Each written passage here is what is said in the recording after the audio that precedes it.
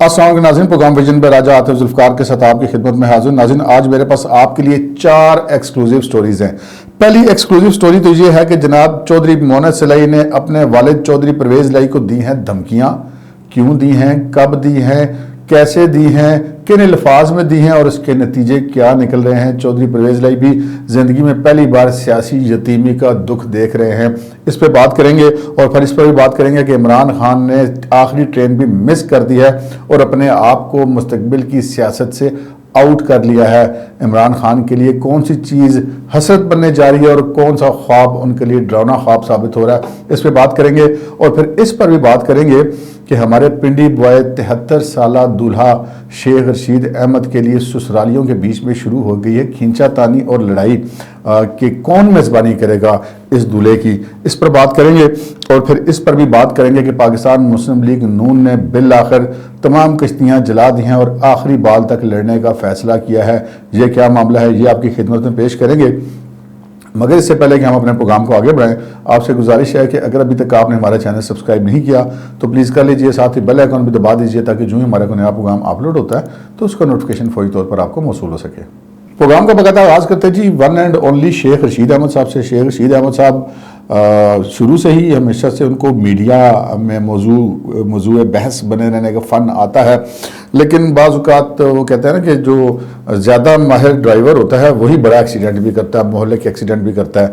اور کچھ ایسا ہی شیخ رشید احمد صاحب کے ساتھ بھی ہوا۔ ہمیں یاد ہے کہ جب 90s میں سیاست چل رہی تھی اور پیپلز پارٹی اور مسلم لیگ نون ایک دوسرے کے خلاف جو ہے جب بھی حکومت آتی تھی مقدمے بناتے تھے، تو اس زمانے میں شیخ رشید احمد صاحب بڑی وہ قابل اعتراض قسم کی زبان استعمال کیا کرتے تھے۔ جب محترمہ بینظیر بھٹو صاحبہ اسمبلی میں آتی تھیں تو فقرے بازی بھی کرتے تھے اور جلسے جلوسوں میں بھی بڑی کہ وہ تو اس کو عوامی زبان کہتے لیکن بڑی غیر ذمہ دارانہ قسم کی زبان، قابل اعتراض قسم کی زبان استعمال کرتے تھے۔ تو کیا ہوا، شیخ رشید احمد صاحب کے خلاف ایک لاشنکوف کیس بنا اور ایک لال ویلی کیس فائرنگ کیس بنا۔ اچھا، میں نے بطور رپورٹر شیخ رشید احمد صاحب کی گرفتاری سے لے کر بریت تک وہ ان کی جو گرفتاری، ان کو سزائیں، ان کی جیلیں، ان کی اپیلیں، وہ سارا میں نے اپنے خود کور کیا۔ اور اس کے بعد جب شیخ رشید باہر نکلے تو وہ پہلے والا شیخ رشید نہیں تھا، اور وہ جو ایک ڈوز مبینہ طور پہ شیخ رشید صاحب کو دی گئی اس کا افاقہ شیخ رشید احمد صاحب کو تقریباً 18-20 سال رہا۔ لیکن اب کافی عرصے سے وہ جو پرانا کورس تھا ٹیکے کا، حفاظتی ٹیکے کا، وہ ختم ہو گیا تھا، تو وہ اب پھر دوبارہ جو ہے وہ کریز سے بہت زیادہ باہر نکل کے بات کر رہے تھے۔ سیاست کے اندر دلچسپ گفتگو کرنا، سیاسی مخالفین کو رگیدنا، یہ ایک روٹین کی بات ہے اور یہ ایسا ہوتا ہے، لیکن الفاظ کو اس حد تک لے جانا کہ لوگوں کی، آپ اپنے سیاسی مخالفین کی جنس تک کی تذلیل کریں، ان کو ننگی اور فوش گالیاں دیں۔ گالیاں اگر آپ دیتے ہیں اپنے کسی ذاتی محفل میں کسی دوست کے ساتھ تو وہ اور بات ہے، لیکن جب آپ پبلک فورم پر برہنہ گالیاں دینے شروع کر دیتے ہیں تو پھر معاملات خراب ہو جاتے ہیں۔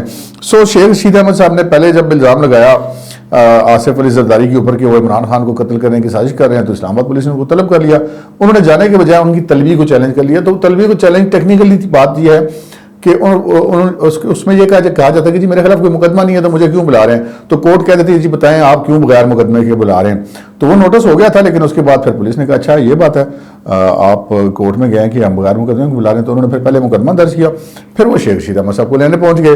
پھر مبینہ طور پہ شیخ صاحب نشے کی حالت میں تھے، اسلحہ بھی نکلا، مزاحمت بھی، سارا کچھ ہو، لیکن شیخ صاحب کو سرکاری مہمان بنا لیا گیا۔ شیخ رشید احمد صاحب جو کہتے ہیں نا کہ ہتھکڑی میرا زیور ہے اور جیل میری سسرال ہے، ہم اس پوائنٹ آف ویو سے بات کریں سسرالیوں کی۔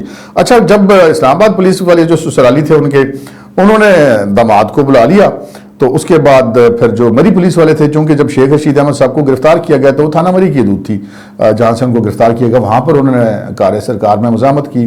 وہ اسلحہ وغیرہ جب برآمد ہوا، شراب کی بوتل برآمد ہوئی مبینہ طور پر، اور یہ جو ساری مزاحمت ہوئی، تو کار سرکار میں مزاحمت کا پرچہ تو وہاں ہونا تھا جہاں پر یہ سارا واقعہ ہوا، تو وہ مقدمہ درج ہو گیا تھانہ مری میں۔ اس کے بعد جب وہ گرفتار ہو گئے، گرفتار ہونے کے بعد انہوں نے آصف علی زرداری کو اور بلاول بھٹو کو اور ان سب لوگوں کو برہنہ گالیاں دیں، جو سب لوگوں نے میڈیا کے اوپر سنی، ٹی وی چینلز پر بھی شاید آپ نے سنی ہوگا، براہ راست لائیو نہ شروع ہو یا بیپس لگا کے دیکھا ہوگا، پر سوشل میڈیا پہ بھی ساری چیزیں موجود ہیں۔ جب یہ معاملہ ہوا تو لو جی پھر تو کراچی پولیس کیوں پیچھے رہتی، کراچی پولیس نے مقدمہ درج کر لیا، وہاں پہ بھی اس پارٹی کے عہدیدار نے ان کے خلاف مقدمہ درج کرا لیا۔ اچھا، شیخ رشید احمد صاحب کو ہوا 2 دن کا جسمانی ریمانڈ، ابھی ان کا ریمانڈ ختم نہیں ہوا کل صبح انہیں دوبارہ پولیس نے پیش کرنا ہے اور دوبارہ مزید ان کا فزیکل ریمانڈ اسلام آباد پولیس لے پاتی ہے یا نہیں لے پاتی، یا ان کو جوڈیشل ریمانڈ پر جیل بھیجا جاتا ہے۔ لیکن جناب مری پولیس والے بھی پہنچ گئے اسلام آباد، اور کراچی سے بھی پولیس والے پہنچ گئے اسلام آباد کہ جناب یہ تو ہمارے مقدمے کا ملزم ہے، تو ان کی جو کسٹڈی ہے ہمارے حوالے کی جائے۔ اب وہ دونوں مقدمے اپنی جگہ پہ ہیں، اور شیخ رشید احمد صاحب کی گرفتاری اب دیکھتے ہیں کہ ان میں سے کس کو پہلے طویل ملتی ہے، کیونکہ اگر یہاں سے شیخ رشید احمد صاحب جوڈیشل ہوتے ہیں تو وہ پھر ایک قانونی کارروائی کا پروسیس کو پورا کرتے ہوئے ان دونوں علاقوں کی پولیس جو ہے شیخ رشید احمد صاحب کو اپنی تحویل میں لے لے گی، وہ اپنی تفتیش مکمل کریں گے، ریمانڈ وغیرہ اپنے علاقوں میں جا کے لیں گے، پھر دوبارہ ان کو عدالتوں میں پیش کیا جائے گا، اور اس کے بعد پھر جو ہے وہ دوسری پولیس ان کو لے جائے گی، یعنی کہ تیسری پولیس لے جائے گی۔ تو شیخ رشید احمد صاحب وہ 73 سالہ دولہے ہیں جن کے لیے وہ اب سسرالی رشتہ دار، ماما سورا، چاچا سورا، وہ سارے آپس میں لڑ رہے ہیں کہ جناب اتنے طویل عرصے کے بعد تو اتنا نوجوان دولہا 73 سالہ ان کو نصیب ہوا ہے، تو وہ چاہتے ہیں کہ وہ تمام رسمیں جو کہ رہ گئی تھیں، کوئی جوتا چھپائی کی، کوئی دودھ پلائی کی، وہ ساری پوری کی جائے۔ سو شیخ رشید احمد صاحب اس وقت جو ہے وہ میڈیا کے اندر بڑے ان ہیں اپنے ان 3 مقدمات کی وجہ سے۔ آگے بڑھتے جناب اگلی خبر کے لیے، اور وہ خبر یہ ہے کہ جناب عمران خان صاحب نے جو کچھ آج کل ان کا معاملات چل رہے ہیں وہ بڑے عجیب و غریب قسم کی خبریں ان کے حوالے سے آ رہی ہیں، کچھ ہم آپ کے ساتھ شیئر کرتے ہیں۔ ایک تو وہ جو ہمارے ذرائع ان کا یہ کہنا ہے کہ جب عمران خان صاحب زمان پارک میں جا کے مقیم ہوئے تھے تو ان کے جو ملاقاتی تھے ان کا بڑا رش ہوا کرتا تھا، لیکن گزشتہ کچھ دنوں سے ان کی ملاقاتیوں میں بڑی تیزی سے کمی آئی ہے۔ اب وہ کمی کیوں آئی ہے اس کا اندازہ آپ بھی کر سکتے ہیں اور ہم بھی کر سکتے ہیں۔ اور پھر وہ جو انہوں نے اپنے وہ جو کہتے ہیں نا کہ میں بڑا فرنٹ پہ لڑنے والا کپتان ہوں، انہوں نے اپنی حفاظت کے لیے کہ یار مجھے گرفتار نہ کر لیں، باہر بندے بٹھائے ہوئے ہیں، تو وہ بندے کون ہیں؟ بیچارے کارکن ہیں۔ تو وہ تمام جو ایم پی ایز ہیں، ہر ایم پی اے کو 50 بندے لانے کا کہا جاتا ہے، اور کاغذات کے مطابق جو وہاں پہ لسٹ بنتی ہے زمان پارک کے بعد کہ آپ کس کی ڈیوٹی ہے، آپ کس کی ڈیوٹی ہے، تو وہ تقریباً 600 کارکن جو ہوتے ہیں وہ 12 ایم پی ایز روز بدل کر 50 بندے اپنے حلقے سے لاتے ہیں، تو وہ 600 بندہ وہاں موجود رہتا ہے۔ لیکن ذرائع کا یہ کہنا ہے کہ وہ 600 بندہ نہیں ہوتا، وہ ہوتا ہے 300-350 بندہ، یعنی کہ آپ یہ سمجھیں کہ نصف ایم پی ایز جو نہیں وہ بندے لاتے ہیں۔ اچھا، باقیوں کے بارے میں پتہ چلا ہے کہ وہ جو وہاں پہ لسٹیں بناتے ہیں نا بیٹھ کے بندے پی ٹی آئی کے، ان کو پیسے دے کے کہتے ہیں لسٹ میں لکھ دو کہ فلانا ایم پی بھی 50 بندے لے کر آیا تھا۔ تو جناب مال اتنے بھی چل رہے ہیں، آپ یہاں سے اندازہ کر لیں، اپنی پارٹی کے بندے اپنے ہی کپتان کو چونا بھی لگا رہے ہیں۔ خیر یہ معاملہ ہے، لیکن عمران خان صاحب ہر گزرنے والے دن کے ساتھ مبینہ طور پر مایوسی کا شکار ہوتے جا رہے ہیں اور ڈپریشن کا شکار ہوتے جا رہے ہیں، جس کی مثالیں بہت سارے فیصلوں سے نظر آتی ہیں۔ پہلے عمران خان صاحب نے کہا کہ جی قومی اسمبلی سے استعفے دے دیں، ان کے اراکین نے مرتا کیا نہ کرتا، چار انہوں نے استعفے دے دیے، پھر بعد میں انہوں نے کہا کہ جی واپس لے لیں، اتنے میں استعفے منظور ہو گئے۔ خیر اب بندہ جو بھی ایم پی ایم این اے الیکشن لڑ کے آتا ہے وہ 2-4-5 کروڑ روپے تو خرچ کر کے آتا ہے، تو وہ جب فارغ ہو گئے ضمنی الیکشن کا اعلان ہوا تو خان صاحب وہی ٹارزن والی للکاریں کہ جناب میں تو سارے حلقوں سے الیکشن لڑوں گا۔ اچھا، پھر اچانک پتہ چلا کہ کل وہ جو ضمنی الیکشن تھا جنوبی پنجاب میں جو اویس لغاری صاحب کے صاحبزادے کے مقابلے میں انہوں نے لڑنا تھا، وہاں سے انہوں نے وڈرا کر لیا۔ اور وڈرا کیوں کیا؟ کیونکہ یہاں پہ اسلام آباد ہائی کورٹ میں وہ ٹیریان والے کیس میں وہ یہ موقف اختیار کر چکے ہیں کہ میں چونکہ قومی اسمبلی کا ممبر نہیں ہوں لہٰذا میں سوال کا جواب دینے کا پابند نہیں ہوں۔ اچھا، یہ بھی انہوں نے جواب تو دے دیا ٹیریان والے کیس میں کہ وہ بیٹی ہے یا نہیں، اس کو انہوں نے چھڑا ٹیکنیکل کھیلنے کی کوشش کی کہ جی وہ ہم تو اسمبلی سے باہر آ چکے ہیں تو اب میرے اوپر یہ لاگو نہیں ہوتا کہ میں یہ بتاؤں۔ اچھا، حالانکہ وہ یہ بھول گئے ہیں، خیر بھولے تو نہیں ہوں گے، لیکن انہوں نے ایک ہم کہہ سکتے ہیں مبینہ طور پہ جھوٹ ہی بولا، کیونکہ ایک ہفتہ پہلے ہی تو الیکشن کمیشن آف پاکستان نے ان کی وہ جو 7 حلقوں سے کامیابی بطور ہے میں نے اس کا نوٹیفکیشن جاری کیا ہے۔ پچھلے حلقے سے تو آپ ڈی سیٹ ہو گئے تھے، لیکن وہ جو نیا نوٹیفکیشن ہوا ہے 7 حلقوں سے آپ ایم این اے منتخب ہوئے ہیں، تو وہ آپ پھر جواب دہ تو ہوں گے۔ خیر یہ اسلام آباد ہائی کورٹ اس معاملے کو آگے دیکھے گی، لیکن وہ جو نہلی والا معاملہ ہے، اب اگر وہ کسی بھی الیکشن میں جاتے ہیں تو وہ پھر دوبارہ ان کو اپنے کاغذات نامزدگی میں لکھنا پڑے گا۔ سو عمران خان صاحب نے کل یہ بھی اعلان کر دیا کہ جی میں 33 حلقوں سے امیدوار نہیں ہوں، وہی بندے جنہوں نے ہمارے استعفے دیے تھے وہی بندے دوبارہ جا کے الیکشن لڑیں گے۔ تو ویسے آپس کی بات ہے کہ وہ جو ایم این اے ہیں بیچارے پی ٹی آئی کے، وہ یہ بھی سوچتے ہوں گے نا کہ سمجھ نہیں آئے گی بھائی آپ نے استعفیٰ دے دیا، پہلے کہا دے دو، پھر ہمیں باہر آ گئے، پھر کہتے ہیں اب تم دوبارہ جا کے لڑو گے، آگے مہینے رہتے ہیں 3، اب 3 مہینے کی ایم این اے شپ کے لیے پھر دوبارہ 5-7 کروڑ روپے لگائے، پھر اس کے بعد پھر 4-5 مہینے بعد الیکشن ہو جائیں گے، تو پھر نئے سرے سے وہ ساری پریکٹس کرنی پڑے گی۔ تو وہ اور پارٹی کے لوگوں کے اندر تو بے چینی اور مایوسی بڑی واضح ہے۔ اچھا، اس ساری صورتحال میں کہ عمران خان صاحب 2 اسمبلیاں بھی توڑ بیٹھے ہیں، قومی اسمبلی سے بھی باہر آ گئے ہیں. تو اب عمران خان صاحب جو ہے وہ قومی منظر نامے سے پس پش جانا شروع ہو گئے تھے. اچھا آخری اپرچونٹی ان کو ملی تھی کل, اور وہ اپرچونٹی یہ ملی تھی کہ جب وزیر اعظم شہباز شریف نے کہا کہ جی ہم یہ دہشت گردی والا جو معاملہ ہوا ہے, جو کے پی والا سارا معاملہ ہوا ہے, پولیس لائنز پر جو حملہ ہوا ہے, 100 سے زائد پولیس اہلکاروں کی شہادتیں ہوئی اس میں, تو اس کے بعد انہوں نے کہا جی اب بہت ہوگی, اب ہم پوری قومی قیادت ایک جگہ پہ بیٹھ کے ایک پالیسی بنا کے اس کے مطابق چلیں گے. تو عمران خان صاحب نے اپیکس کمیٹی کا جو اجلاس تھا اس میں بھی شریک ہونے سے انکار کر دیا کے پی کے اندر, اور پھر جو آل پارٹیز کانفرنس بلائی گئی ہے اسی معاملے پر, اس پہ بھی عمران خان صاحب کو وزیر اعظم شہباز شریف نے انوائٹ کیا اور وہاں اس پہ بھی انہوں نے آنے سے انکار کر دیا. اچھا اب جو انہوں نے انکار کیا ہے اس کی بنیادی طور پہ ایک بہت بڑی وجہ ہے, اور وہ وجہ بڑی جسے کہتے ہیں میرے لیے تو کم از کم بڑی دل دکھانے والی وجہ ہے. دل دکھانے والی وجہ یہ ہے کہ اب اچھا لگے یا برا لگے, جو حقائق ہیں وہ حقائق ہیں. پاکستان کے اندر سیلاب ہے, عمران خان صاحب کوئی نہیں گئے, مطلب ایک دفعہ ویسے فوٹو سیشن کرانے کے لیے گئے تھے, لیکن نہ وہ اور نہ ان کی پارٹی نے ان کو یہ اپنے جلسے کرنے کی پڑی ہوئی تھی اور اسمبلیاں توڑنے کی پڑی ہوئی تھی اور لانگ مارچوں کی پڑی تھی, تو سیلاب کی انہوں نے پرواہ کوئی نہیں کی. وہ جو انہوں نے ایک مہم چلائی تھی, وہ جو کچھ ارب روپے انہوں نے اپنے وہ اکٹھے کیے تھے, ان کا بھی تک کوئی پتہ نہیں کہ انہوں نے کہاں پہ خرچ کیے ہیں, کیونکہ پی ٹی آئی تو ایسی پراپگنڈا کی ماسٹر ہے, انہوں نے ایک ٹرک دیا ہو تو اس کو تو 1000 جگہ پہ انہوں نے تشہیر کی ہوتی, بلکہ شاید 1 لاکھ جگہ پہ کی ہوتی, تو وہ تشہیر ابھی نظر نہیں آئی. سو وہ جو پیسے ہیں اس کا بھی ہمیں نہیں پتا کدھر گئے, لیکن بہرحال وہ جو سیلاب کے علاقے ہیں وہاں سے بھی بڑی مایوسی ہے. اچھا یہ بھی ایک وجہ ہے, جو جعفر آباد سے غالباً ہے جو ضمنی الیکشن جہاں سے وہ 194 ہے یا 183 ویس غاری صاحب کے صاحبزادے کے مقابلے میں, وہاں سے الیکشن نہ لینے کی ایک وجہ یہ بھی ہے کہ وہ سیلاب زدہ علاقہ تھا جہاں پہ عمران خان صاحب نہیں گئے ہوئے تھے. لوگوں میں اس چیز کا غم و غصہ پایا جاتا ہے, وہ بندے کو پے کرنا پڑتا ہے کہیں بھی, آپ جتنے مرضی پاپولر ہوں. پھر دوسری بات کہ عمران خان صاحب نے 2018 میں دیکھا کہ صرف عمران خان صاحب ہی تھے جو پورے پاکستان میں الیکشن مہم چلا رہے تھے, کہیں پر جناب اسٹیبلشمنٹ دوسری پارٹیوں کے سارے بندے اندر ڈال کے بیٹھی ہوئی تھی, اور کہیں پر جو ہے وہ کالعدم ٹی ٹی پی والے ہلنے نہیں دے رہے تھے. اب جے یو آئی اور اے این پی کو تو کے پی میں اور بلوچستان میں کسی نے کمپین ہی چلانے نہیں دی. یہاں پہ پنجاب میں اور سندھ میں پیپلز پارٹی اور مسلم لیگ جو تھے ان کو دہشت گردی کے خطرے نے باہر نکل دیا, کچھ سارے لیڈر ان کے اندر تھے. تو وہ 2018 میں تو عمران خان صاحب کو گلیاں سنجیاں کر کے یار پھرایا گیا تھا نا, اور پھر عمران خان صاحب تو ابھی کل پرسوں بھی اپنے اس پالیسی کا اعلان کر چکے ہیں کہ جناب ہم تو ان کے ساتھ بات مذاکرات کر رہے تھے, تو بسا رہے تھے, تو ان کی جو ہم بحالی کے اقدامات کر رہے تھے.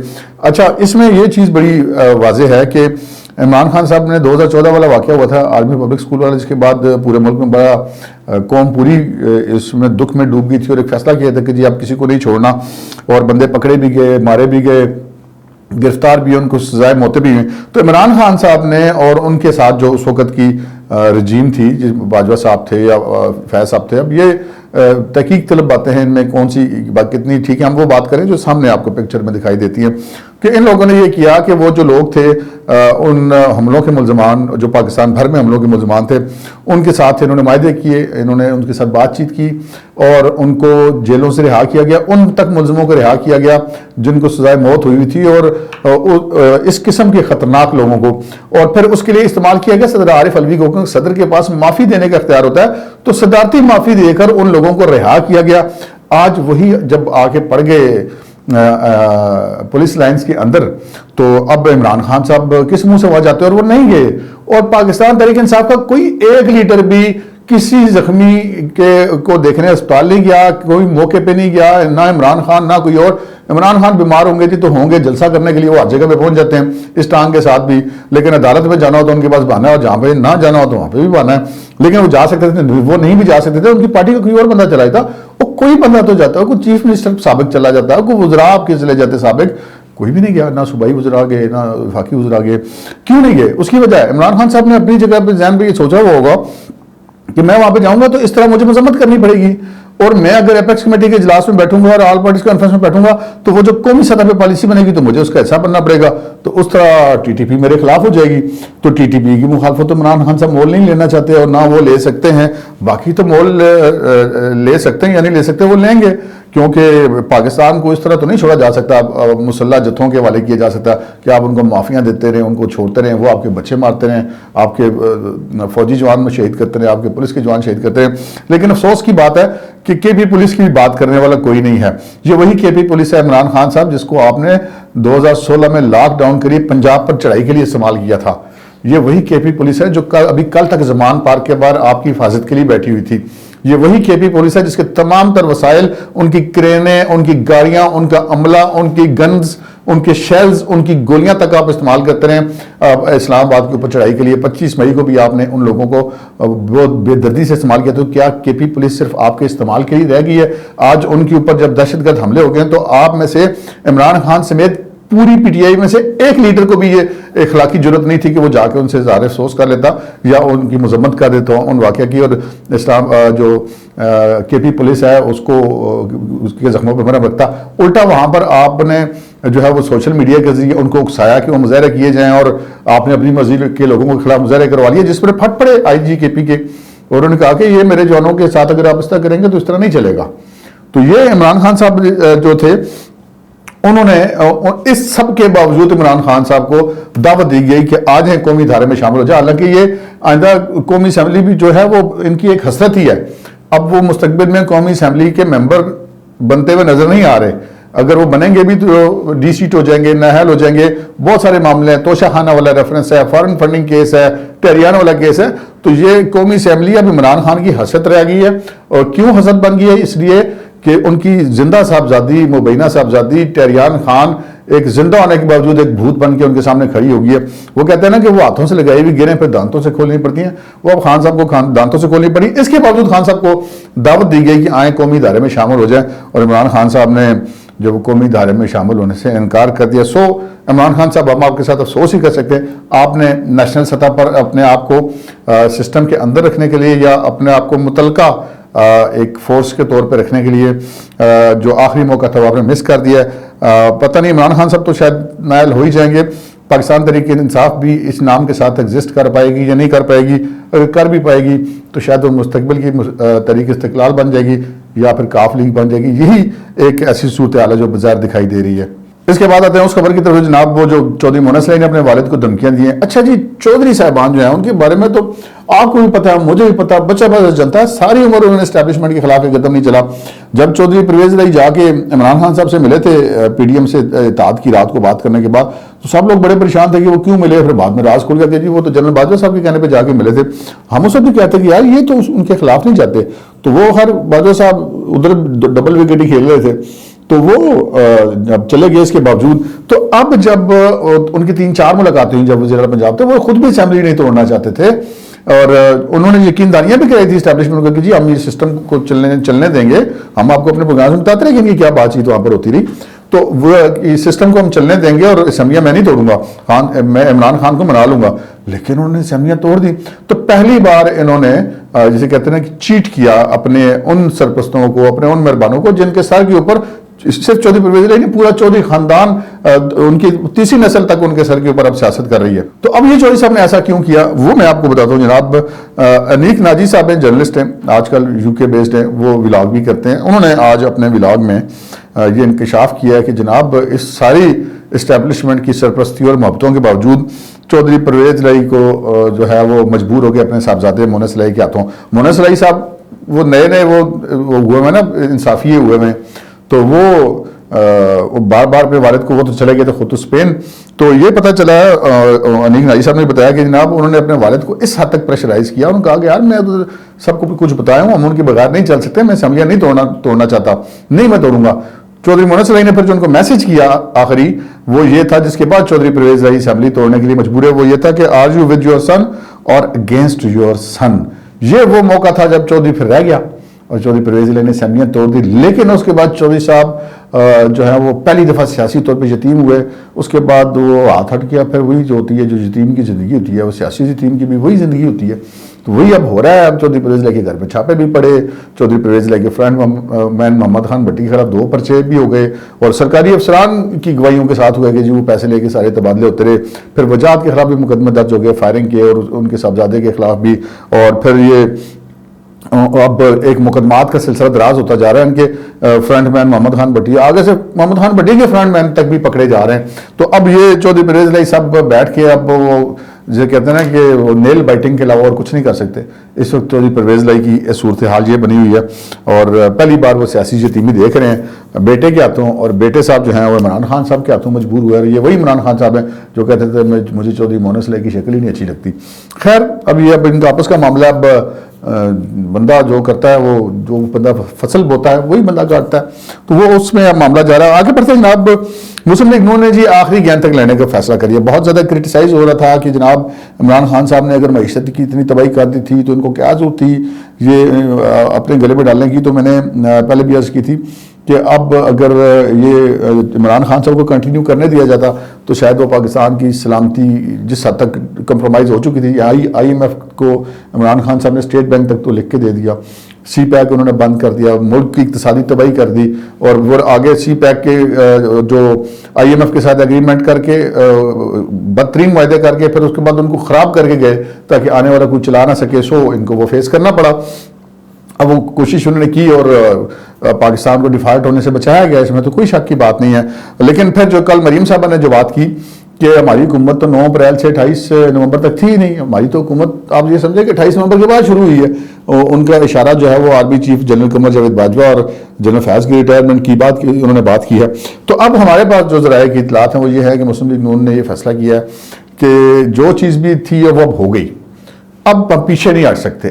اب اگر ہم پیچھے ہٹتے ہیں تو اس میں پاکستان کا بھی نقصان ہوگا، پارٹی کا بھی نقصان ہوگا. تو یہ فیصلہ کیا گیا کہ کوئی بات نہیں، پاکستان کا نقصان ہم پہلے ہونے سے بچا لیں، ووٹوں کا کیا ہے، ووٹ تو ہم پھر بھی لے لیں گے. اب تک کے لیے اتنا ہی، اجازت دیجیے، اللہ حافظ.